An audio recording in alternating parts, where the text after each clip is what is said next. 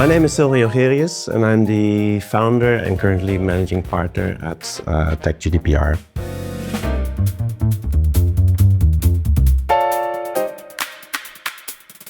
Tech GDPR is a consultancy, and we help companies to comply with the GDPR and do a better job with privacy and data protection. We're a boutique consultancy. Data protection is often underestimated. Many people think that they can quickly produce some policies with AI. Really important step is to first build an understanding of what data is actually being processed within an organization before even thinking about writing policies. They didn't do the due diligence, they didn't do the exploration internally to really understand what processes are happening. E-privacy directive governs cookies.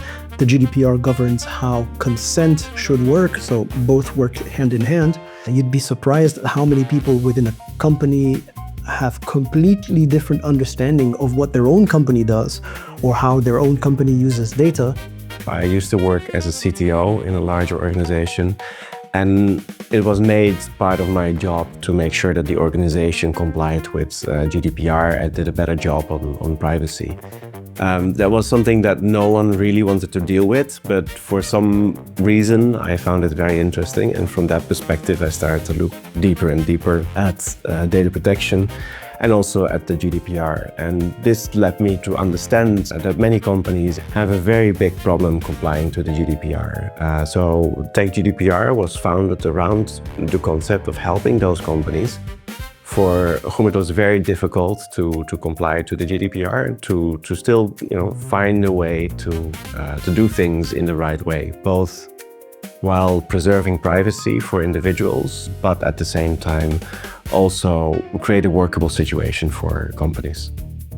Before working in data protection, I came from the world of normative compliance, ISO norms, management norms. I was pretty new to data protection initially, and by having to study it and then translate this into actionable recommendations for clients, I've definitely changed my own relationship with platforms and electronic devices.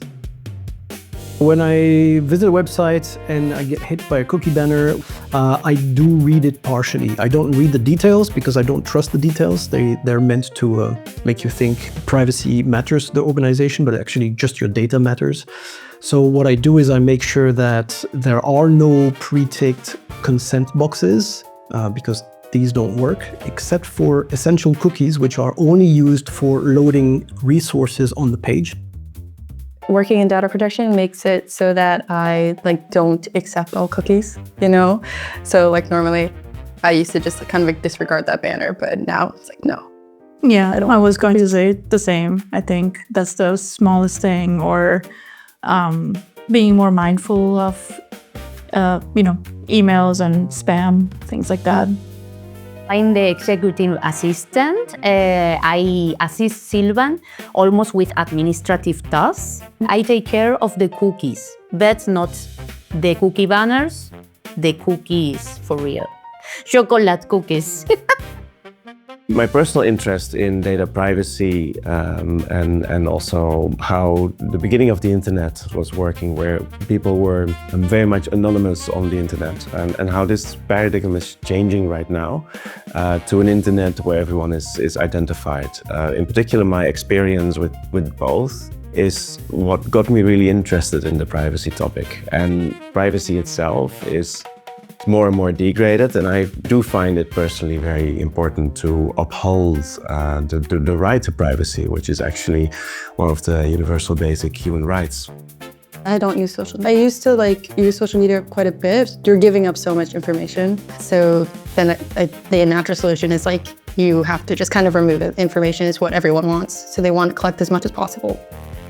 I'd like to think that my leadership style is somewhat Dutch. I'm Dutch originally, and the Dutch are known for having meetings and making decisions together. So for me, it's important to involve the rest of the team in key decisions and directions that the company is going. Other than that, because we are a remote-first company, my team, I believe, is very independent, has a lot of freedom to do different things, but I'm not the person that is looking over their shoulder every day. I would say Tech GDPR is not so secretly run by women. I think it's probably one that kind of merges the most the human side from the also responsibility side.